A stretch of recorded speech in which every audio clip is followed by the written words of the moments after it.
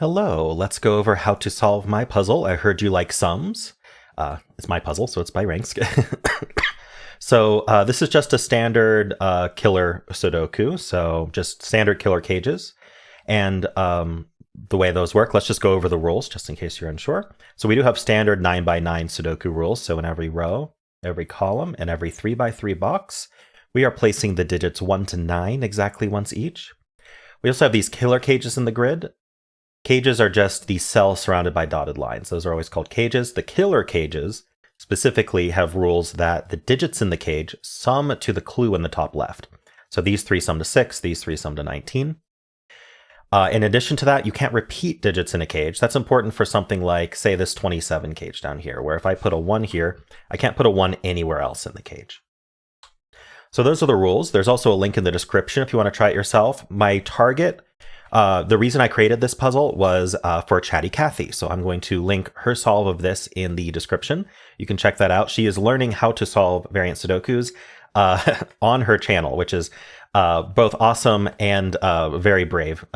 Brave in terms of, when you're learning something, it can be really hard to put yourself out there. So let's give Cathy some support. And it's great that there's a community of Sudoku setters that have banded together to create puzzles for her, which I think is both beneficial for her to learn, but also for others to follow along and learn with her and have a source of puzzles that are approachable. So that's why I decided to set this for Cathy as well. It is designed to be approachable. It's designed to introduce you to certain concepts in Killer Sudoku that you're going to encounter over and over and over again. And I specifically put certain things in there along with my own little touch. So yeah, you'll see that in my walkthrough there. So you may even want to watch Cathy's solve first if you'd like to, and then come back here or watch my intended solve first. However you want to go about it. Definitely try the puzzle yourself first. Even if you've never done a Killer Sudoku before, if you like sums, I heard you like sums, then I think you'll enjoy it. So I'm curious how you did. Do let me know in the comments. And now I'm going to go through a walkthrough of how I kind of thought about this puzzle and how I intended people to think about it. And of course, there are other avenues through, and Chatty Cathy did find several other avenues through, which is great. I do appreciate when you don't have to exactly conform to my solve path.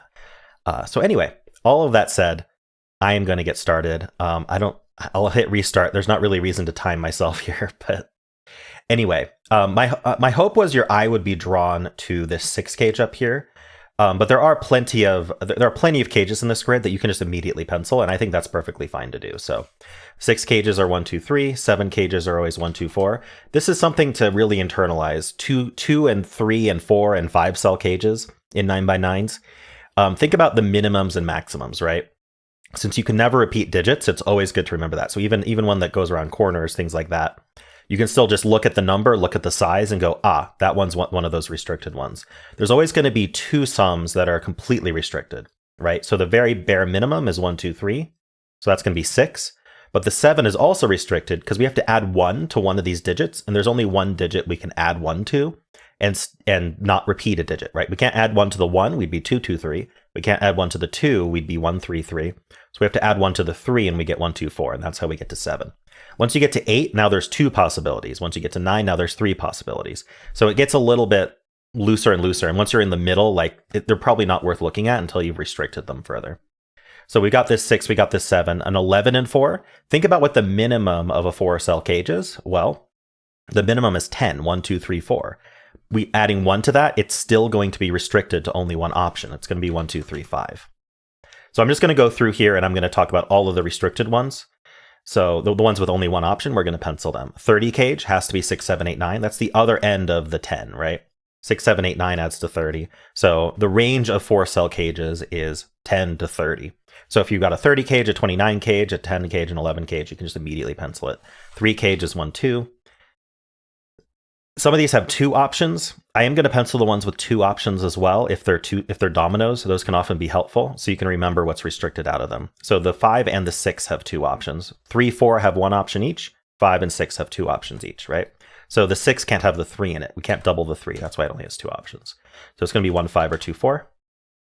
We have these 2 5 cages, which are 1, 4 and 2, 3. And then we've got a 24 cage, which is 7, 8, 9. I don't think I'm missing anything else in terms of super restricted cages. Okay, So the first thing I kind of wanted your eye to be drawn to was this 6 cage. And this is something I want to talk about, which is especially in variants where you're seeing stuff like this, where it's like you're super restricted one of the box rows or one of the box columns. I want you to think about roping, because often that can be a really clean way to think about kind of heuristically where digits are going to have to end up. And specifically, this band is not roped. Now, let me talk about what roping is. I normally like to do this in a void, but let's just talk about this here. Let's pretend that these 3 digits end up being the same 3 digits as these, and I'm marking them as green. So these, again, we're ignoring all the clues in the puzzle. So if these 3, and we're using green to represent those 3 digits. If these 3 digits are the same as these 3 digits, then where do they go in this box? Well, they can't repeat in this row, and they can't repeat in this row, and it's the same exact 3 digits in these, so they end up down here. Now we can actually continue this further, and we can say, well, what about these 3 digits? Well, they're not green. Let's call those purple. And so now we can then say, what are these 3 digits? Well, let's call those blue. Now you can say, well, this row has a blue and a green in it. It needs the 3 purples, so these end up purple. This box needs 3 blues in it, so these end up blue. These need to be purple, and these need to be blue. And so we end up with what's called roping, where because these 3 match these 3, the rest of it just falls into place just using triples, where you end up with the exact same triple here, here, and here. Now, of course, these 2 boxes could get swapped, right? If this green ended up down here, then you end up with a little bit of a different roping pattern, but ultimately you end up with the same triples in each box row within the band. It doesn't affect other bands, of course.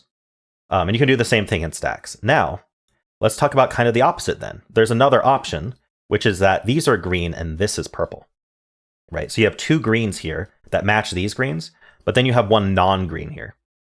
Well, the 2 greens that match each other, so let's say it was these 2 greens, just to keep things simple. And then this we'll call blue, because this blue, it doesn't match this purple. If they match, then we could do the normal roping. Let's say these 2 don't match. Then we got this green, so these 2, so 2 of these need to end up green. I'm just going to use these 2 to represent that. Now, what about this cell here? This cell can't be blue or purple, because imagine if it was. If this was blue, then this should have been blue. There's nowhere for blue, this blue digit, to go in this box. So it can't be blue. Same with purple. It can't be purple, or there'd be nowhere to put purple in this box, right? We aren't roped, therefore we aren't roped. Again, if this was green, green, purple, and this was green, green, purple, this should have also been green, green, purple by our previous roping logic. So we are not roped, meaning 2 digits will match, and then the third one will be different. We can call that orange. And so this is the non-roping. So you're going to end up with 2 digits matching, and then a third one being different in all 3. And so those are the only 2 options for how a band is going to resolve.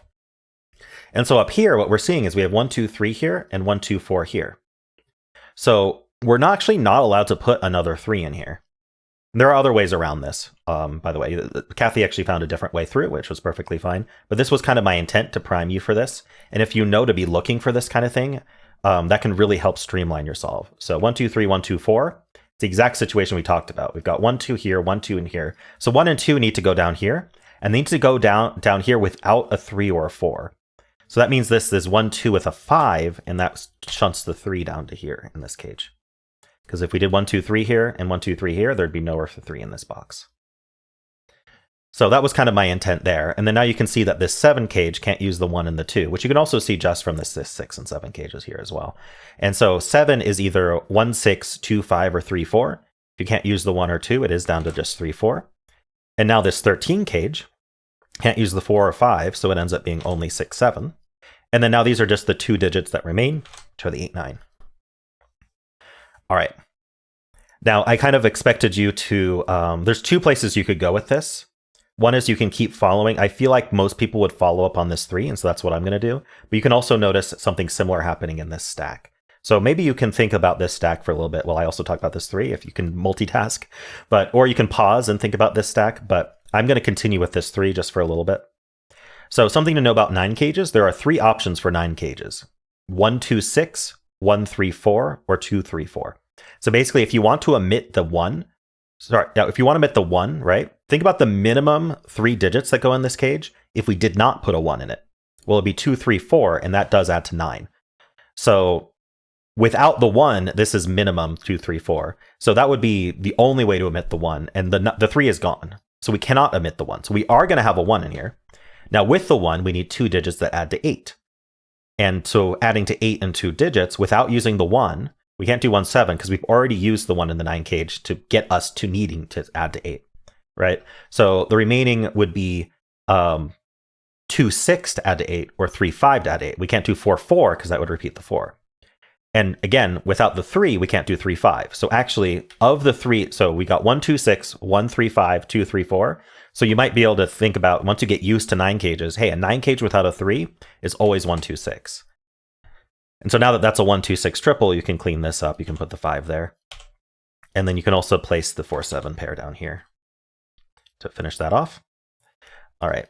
Now we also have this 3, 4 pair here. We can clean up a little bit, right? So this 3, 4 pair here takes 4 out of here, which means this isn't 2.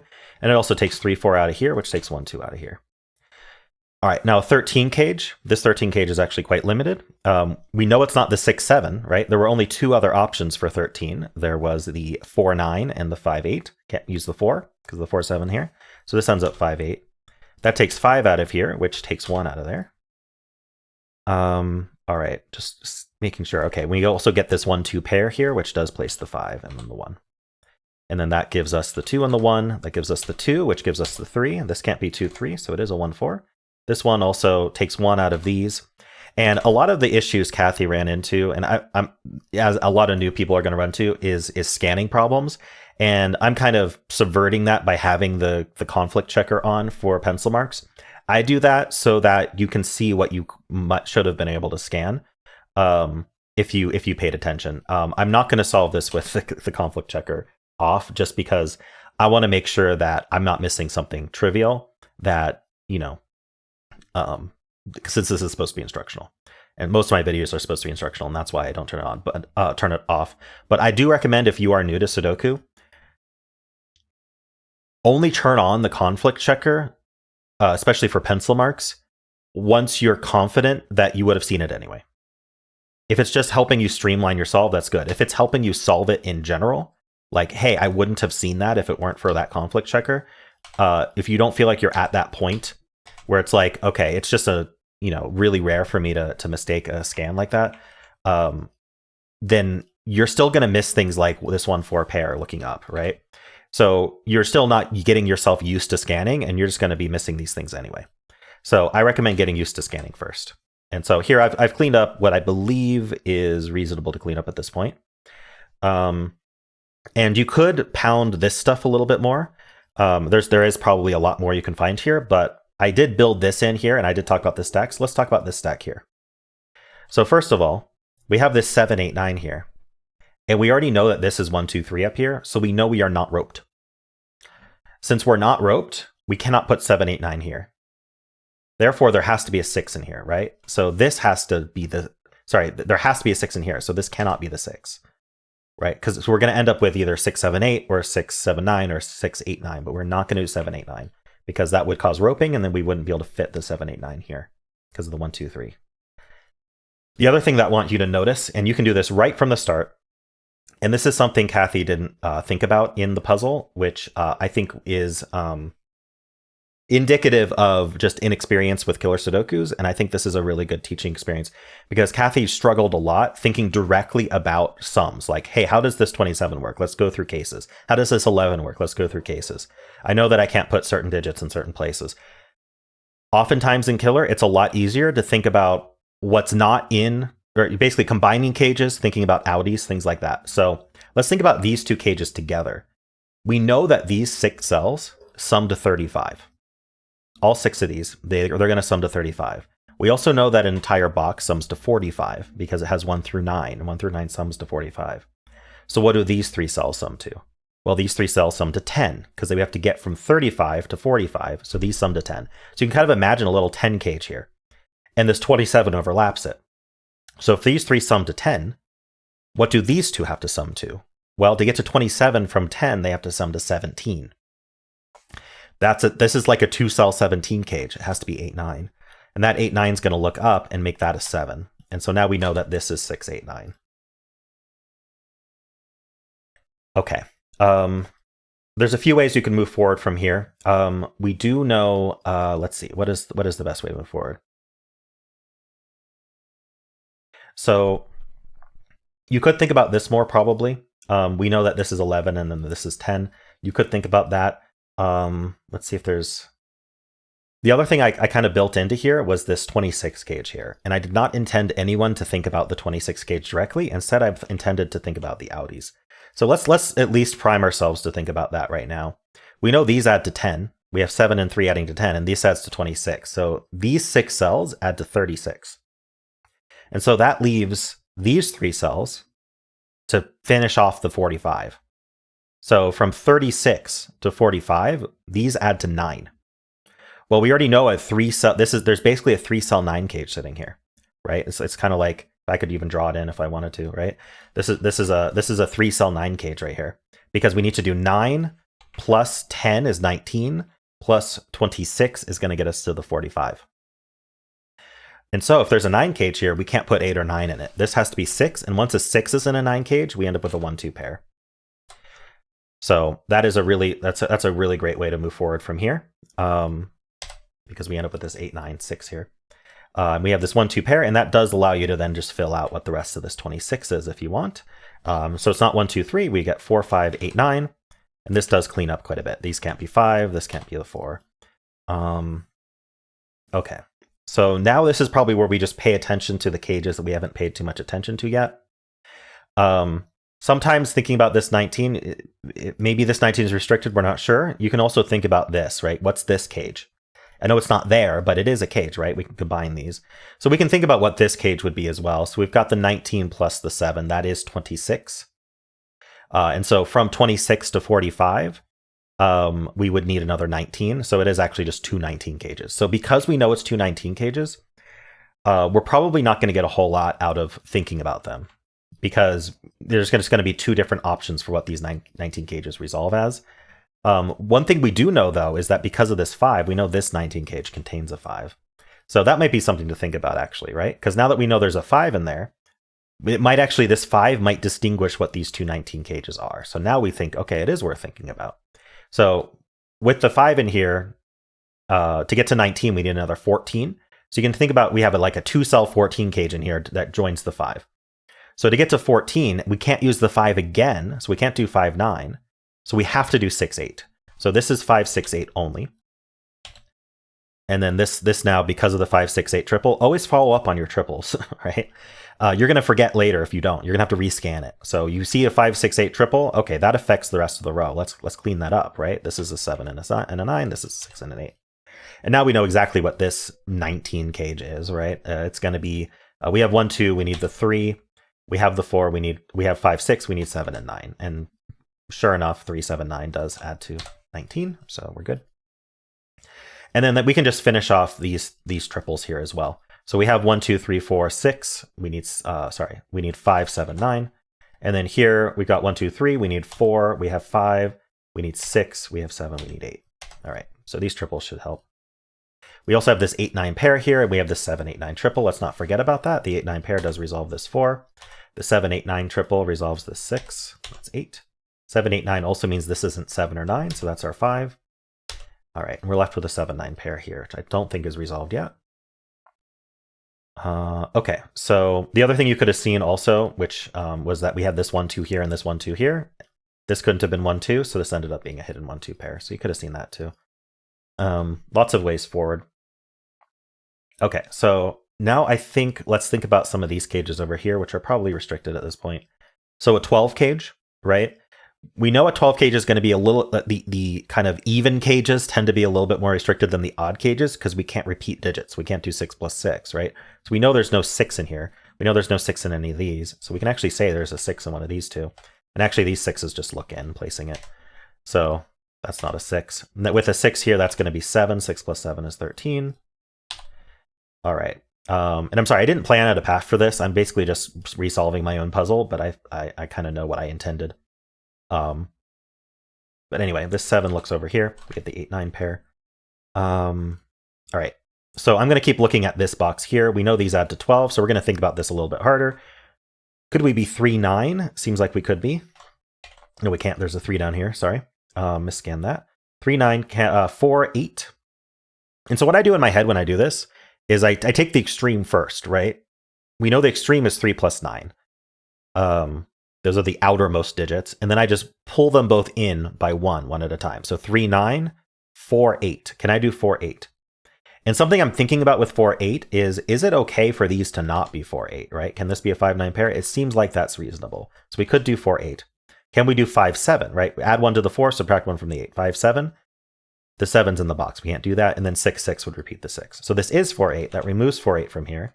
Now that that's a 5, 9, this now has to be the 4 and the 8. All right. This digit's just fillable as a 3. That gives us the 9, the 3, the 7, gives us the 5 and the 9, gives us the 8. All right. Over here, we do have a pair left for this box. That's 7, 9. This 7 tells us the order, 9 and 7. It gives us the 8 and the 9 here, the 4 and the 8 here. Gives us the 7, 9 here. And here it should just be mostly cleanup. You may think, hey, we didn't really use this 11 cage or 27, but we did, right? We used the 11 cage to notice that this added to 10, which then gave us the 8, 9. In fact, now we know this adds to 10, which actually we can use now because this is there's only one other cell here. So this is a neat trick, right? We know this adds to 10. We could figure out what these add to, and that would tell us what this digit is. That's kind of a fun exercise, right? So we've got 10, 27, plus another 10 is 37, plus another 7 is 44. So this has to be a 1 to get us to 45. You could also just think that this has to be 2, 3, 5. Like there's plenty of ways to get this to add to 10. This can't be 2, 3, right? So that's our 5. The 5 resolves our 8 and a 5 here. I think all this could have been resolved earlier as well. There's plenty of places to give your attention in this puzzle. It's up to you how you want to solve it. This column, for example, can just be finished with a 3, it looks like. Gives us the 2 and the 3. This column, we just need a 4. Oh, no, we don't need 4. We need a 6 and a 9. This 8, 9 pair tells us that this is the 6 and this is the 9. That gives us 8, 9, 8, 7, 9. Get our 4 and our 7 here. That's our 1 and our 4. The rest of this box, let's just think about what we need. So we need a 2. We're just gonna, I'm just gonna fill these out. We need the 2, and these 2 can't be 2s, right? So the 2 is placed.